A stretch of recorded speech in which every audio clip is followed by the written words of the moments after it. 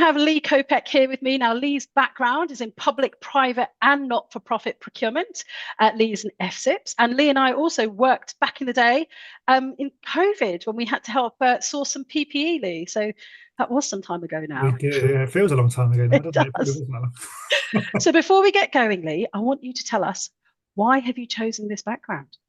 Yeah, so it's nice, isn't it? It's got a dual purpose, actually. So I started my procurement career in 2006 on the London 2012 Olympics, so working for the delivery authority who built all the venues. So when I started, Stratford was a flat piece of land, and now there's these amazing venues such as the one we're currently sat in, the London Aquatic Centre. It's rather hot here. Yeah, oh yeah, it's and the other reason is I'm a swim dad, so I'm a swimming parent, and for any swimming parents out there, you'll know you spend a lot of time either sat outside or in these venues, a lot of hours a week. And I'm also now roped into being a technical official, so I'm often in venues like this with a stopwatch around my neck most weekends. So it's a big part of my life these days.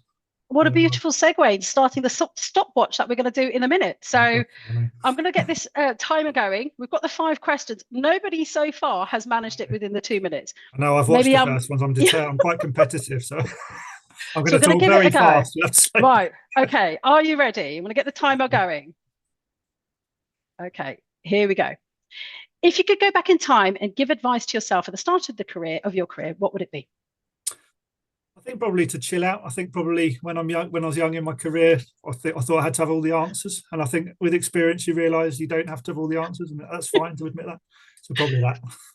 Excellent. What do you believe is the most important trait of a successful leader, and how have you cultivated it in your career? I think probably I'm thinking back to the best leaders, communication, just being able to communicate with absolute clarity and be authentic and have no kind of confusion, he says, because it just causes frustration. So I think, just being able to communicate really clearly, whether it's objectives or mission, whatever. And with any stakeholders, I would say. How has technology transformed the way you work in procurement? Gosh, well, I'm not a laggard, but I'm definitely not an innovator either. So things like blockchain really scared me, and AI is scaring me now. But I think being able to simplify the confusing is where it's really helped me. So things like spend data, I love data, and I love making decisions based on data. But using technology to make that easier and in a visual way is something that I really find useful. Excellent. What's one skill every procurement professional should master, and why?